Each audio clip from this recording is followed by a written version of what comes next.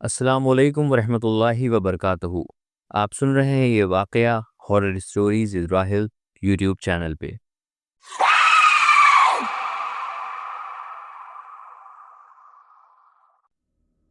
امید کرتے ہیں آپ بخیر ہوں گے اور واقعوں کا لطف لے رہے ہوں گے۔ آج کا واقعہ اب تک کے واقعوں سے کچھ حد تک مختلف ہے۔ راشد بھائی جو لکھنؤ کے ہی رہنے والے ہیں اور ان کی گھڑی کی بہت بڑی دکان ہے، یہ بتاتے ہیں کہ ان کو یہ واقعہ ان کی پھوپھی سے پتہ چلا تھا، جو کہ اب ہمارے بیچ نہیں ہیں اور اس دنیا سے رحلت فرما چکی ہیں۔ دراصل اس واقعے کے بارے میں جو بھی تفصیل ہے وہ ان خاتون سے ہی معلوم ہو پائی ہے، جو یہ راشد بھائی کو بتا چکی ہیں۔ یہ واقعہ ان کی پھوپھی کے دادا کا ہے۔ ان کے دادا جناتوں کے بارے میں کافی علم رکھتے تھے۔ کوئی ان کو میاں صاحب کہتا تو کوئی پیر صاحب کہہ کر مخاطب کرتا تھا۔ پیر صاحب نے اپنے قابو میں بہت سے جنات کر رکھے تھے اور جناتوں کے بچوں کو پڑھاتے بھی تھے۔ تمام لوگ ان کے پاس اپنے مسئلے مسائل لے کر آیا کرتے تھے اور کچھ لوگ دعا تعویذ کے لیے آتے۔ سب ان کا بہت احترام کرتے تھے۔ راشد بھائی بتاتے ہیں کہ ایک بار ان کی پھوپھی اور ان کے چچا زاد بہن اپنے امتحان کی تیاری کر رہی تھیں۔ پیر صاحب شہر سے باہر گئے ہوئے تھے۔ ان کا مکان بہت بڑا اور پرانا تھا۔ بڑا سا صحن کے چاروں طرف بڑے بڑے ہال نما کمرے، صحن میں لگے پیڑ اور چاروں طرف چھت سے لٹکتی انگور کی بیلیں۔ چاندنی رات میں ایسا منظر لگتا تھا مانو کہ یہ بیلیں نہیں بلکہ اردو کے الفاظ دیواروں پر لکھے ہوئے ہیں۔ راشد کے بھائی کی پھوپھی اور ان کی چچا زاد بہن دونوں پڑھائی کر رہے تھے اور کمرے کے دروازے بند تھے۔ تبھی کمرے کی لائٹ بند ہو جاتی ہے اور پورے کمرے میں گھپ اندھیرا ہو جاتا ہے اور کسی کے باتیں کرنے کی آوازیں آنے لگتی ہیں۔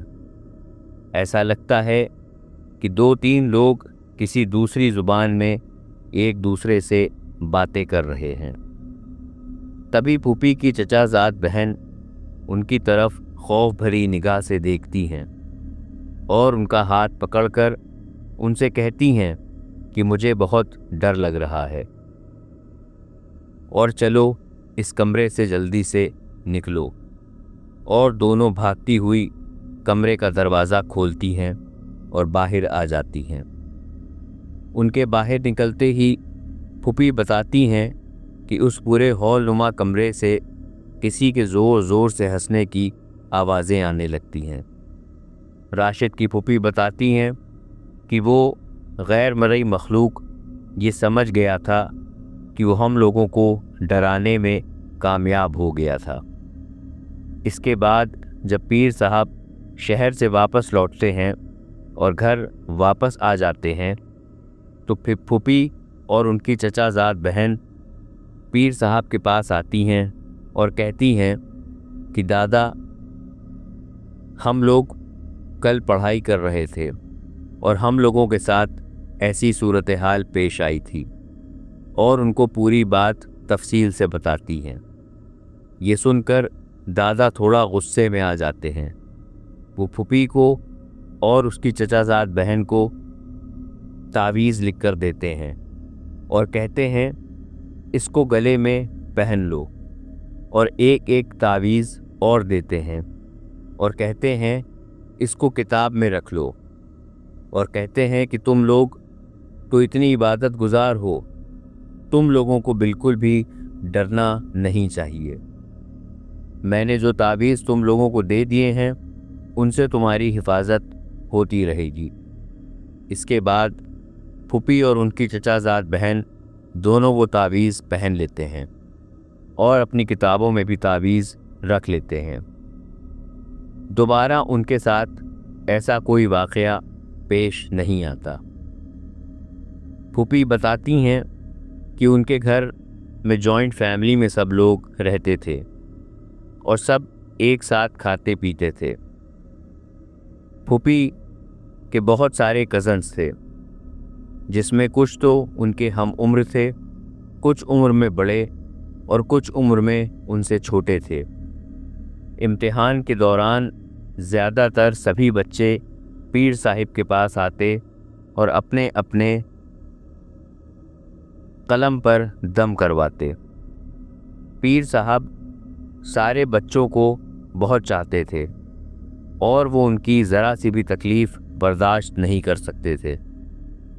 ایک روز پھوپھی بتاتی ہیں کہ گھر کے سبھی بچے اپنے اپنے امتحان سے فارغ ہو چکے تھے اور گھر کے اندر صحن میں سب لوگ کھیل رہے تھے۔ پیر صاحب اپنے کمرے میں تھے اور ان کے پاس کچھ لوگ اپنے مسئلے مسائل لے کر آئے ہوئے تھے۔ وہ سب کو تعویذ وغیرہ لکھ کر دے رہے تھے۔ تبھی صحن سے بچوں کے چیخنے کی آوازیں آتی ہیں۔ پیر صاحب فوراً ہی اپنے کمرے سے باہر آتے ہیں اور کیا دیکھتے ہیں کہ ایک جن کا بچہ چھت سے اپنے دونوں پیر لٹکا کر بیٹھا ہوا ہے۔ اس کے پیر صحن کی زمین کو چھو رہے تھے۔ ایسا خوفناک منظر دیکھ کر جو لوگ پیر صاحب کے پاس آئے تھے وہ بھی خوف زدہ ہو جاتے ہیں۔ پیر صاحب کا چہرہ غصے سے لال ہو جاتا ہے۔ وہ سب کو وہاں سے ہٹ جانے کے لیے کہتے ہیں اور سب لوگ کمروں میں چلے جاتے ہیں۔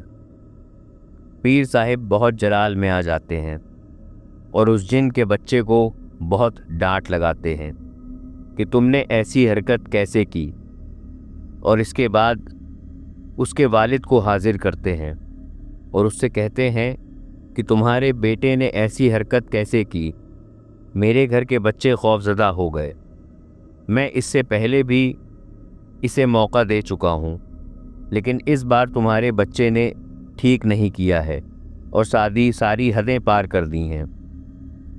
جن کے بچے کا والد پیر صاحب سے کہتا ہے کہ آپ ایک آخری بار اور موقع دے دیجئے، ہمیں معاف کر دیجئے، آئندہ ہم لوگ آپ کے گھر میں کسی بھی فرد کو نہیں ستائیں گے۔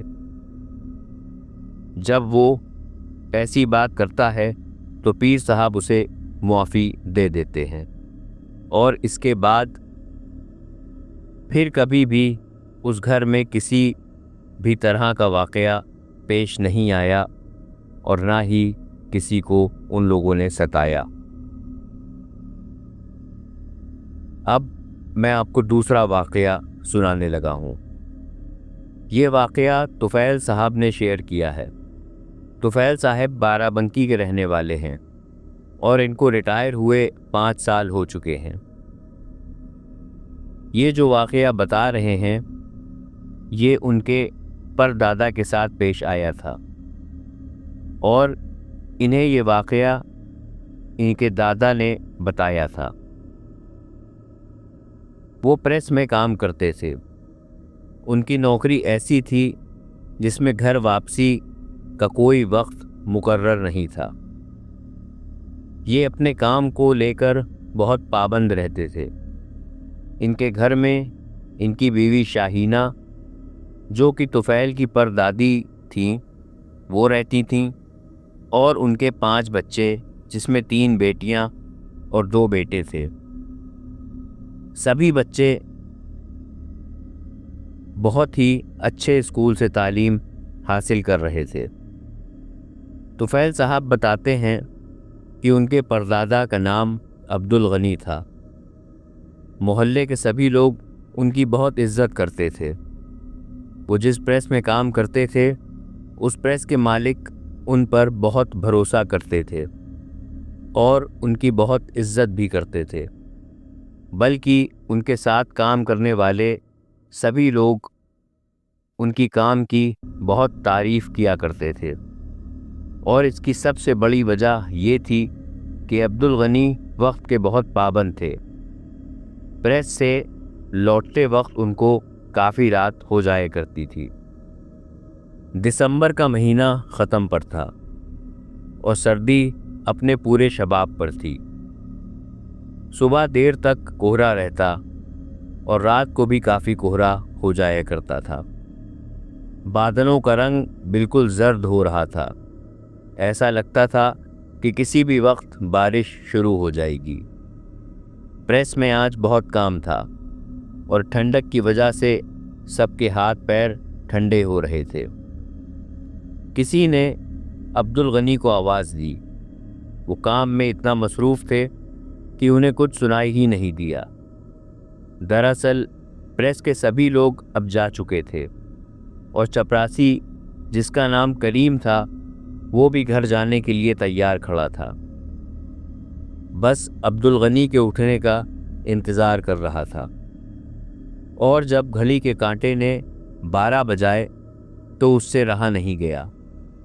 دیر تو اس سے پہلے بھی ہوئی تھی کئی بار، لیکن کیونکہ موسم کے خراب ہونے کے آثار صاف نظر آ رہے تھے اور ریڈیو پر بھی خبر آ گئی تھی کہ موسم وبھاگ نے بتایا ہے کہ بہت گرج برس کے ساتھ بہت تیز بارش کے آثار ہیں اور اگر ضروری نہ ہو تو لوگ اپنے اپنے گھروں سے نہ نکلیں۔ بہرحال چپراسی کریم خان عبدالغنی کی عادت سے واقف تھا کہ جب تک وہ اپنا پورا کام کر نہیں لیتے وہ اٹھنے والوں میں سے نہیں تھے۔ خیر جب گھڑی نے 12:45 بجائے تو جیسے کریم خان کی دعا قبول ہو گئی۔ عبدالغنی اس کو آواز دیتے ہیں اور سارے دستاویز الماری میں بند کرتے ہیں اور اپنی چھتری اور تھیلا جس میں ان کے کھانے کا ڈبہ ہوتا تھا وہ ہاتھ میں تھامتے ہیں اور باہر آ جاتے ہیں۔ کریم خان پریس کو بند کرتا ہے اور اپنی سائیکل لے کر گھر کے راستے پر نکل جاتا ہے۔ عبدالغنی بہت دیر سواری کا انتظار میں کھڑے رہتے ہیں، لیکن ہمیشہ کی طرح آج بھی رات کافی ہو جانے کی وجہ سے کوئی سواری نہیں ملتی۔ پریس اور ان کے گھر کے بیچ کا راستہ آدھے گھنٹے کا تھا۔ سارے دن کے کام کی تھکان اور شدید ٹھنڈ اور کوہرا، ایسا لگتا تھا کہ وہ چل کر بھی اپنے قدم نہیں بڑھا رہے ہیں، اور اس پر موسم کی مار کی اچانک تیز بارش شروع ہو جاتی ہے۔ چاروں طرف سناٹا ہی سناٹا تھا، بس پانی کی بوندوں کی آوازیں آ رہی تھیں۔ عبدالغنی ابھی سوچ ہی رہے تھے کہ کوئی ایسی جگہ دکھ جائے جہاں بارش کم ہونے تک میں کھڑا ہو جاؤں، اور بس تبھی ان کی نظر سڑک پار جاتی ہے اور وہ خوش ہو جاتے ہیں۔ عبدالغنی کے دل کی مراد پوری ہو جاتی ہے۔ عبدالغنی جلدی سے سڑک پار کرتے ہیں اور آگ کے پاس جا کر کھڑے ہو جاتے ہیں اور آگ تاپنے لگتے ہیں۔ جو آدمی آگ تاپ رہا تھا وہ ان کی طرف سر اٹھا کر دیکھتا بھی نہیں۔ وہ خود ہی بات کرنا شروع کرتے ہیں اور کہتے ہیں کہ تمہارا گھر کہاں ہے؟